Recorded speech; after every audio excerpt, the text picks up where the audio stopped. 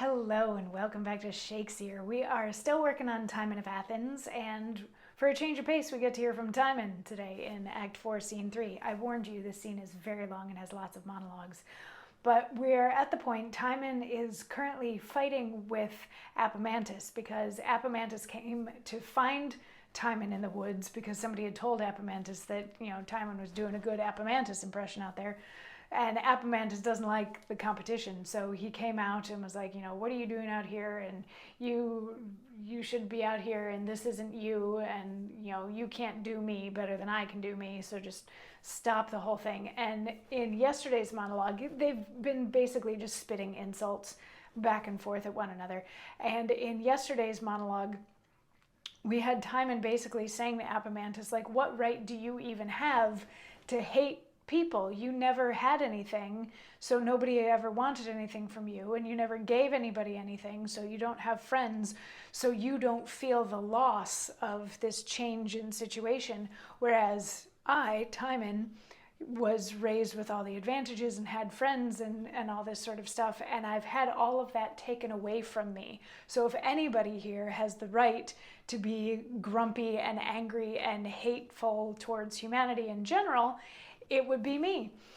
But Apemantus doesn't really want to let go of that, so they continue to spit insults at each other some more, plague on you, pox on you, and you're a fool, and you're a knave, and all of that sort of thing, until finally Timon is like, you're so great, what would you do with the world if you had it? Like, if you had the power to do anything with the world, what would you do with it?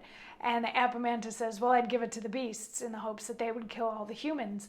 And Timon's like, but wait, in order for you to survive that, would you then become a beast?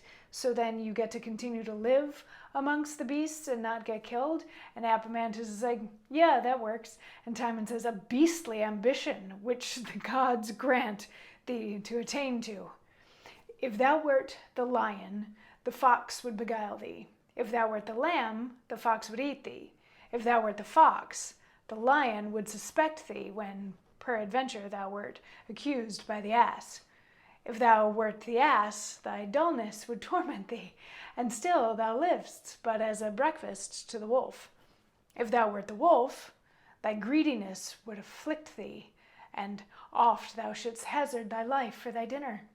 Wert thou the unicorn, pride and wrath would confound thee, and make thine own self the conquest of thy fury. Wert thou a bear, thou wouldst be killed by the horse. Wert thou a horse, thou wouldst be seized by the leopard. Wert thou a leopard, thou wert germane to the lion, and the spots of thy kindred were jurors on thy life.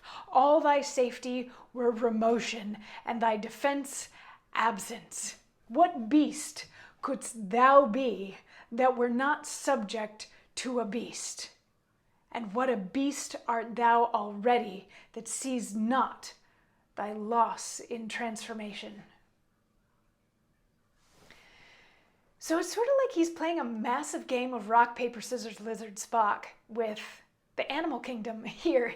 He's like, it's kind of silly to want to be a member of the animal kingdom because every member of the animal kingdom falls prey to another member of the animal kingdom.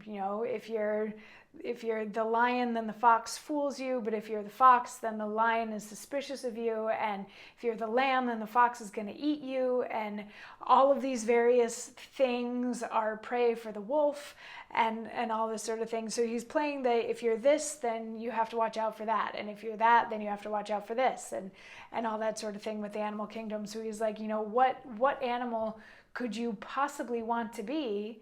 Because no matter what animal you are, you're going to have to answer to somebody else. And how stupid of you to not be able to see everything that you would be losing in giving up your humanity to become a member of the animal kingdom. Because, of course, they all think that humans are the pinnacle of the food chain, that sort of thing, and nobody can possibly prey on humans. Anyway, so that's what Timon is saying here, is basically, you're stupid for wanting that. And Apemantus is like, they continue with the back and forth of, oh, shut up, and you're being dumb, and no, but you're being dumber, and but I could do this, and but you could do that, and all of this back and forth. They keep fighting so much, and Timon keeps trying to get Apemantus to go away, and eventually starts throwing rocks at him. And we're going to get a monologue to go along with the rock throwing tomorrow. So I'll see you then for that. Mwah.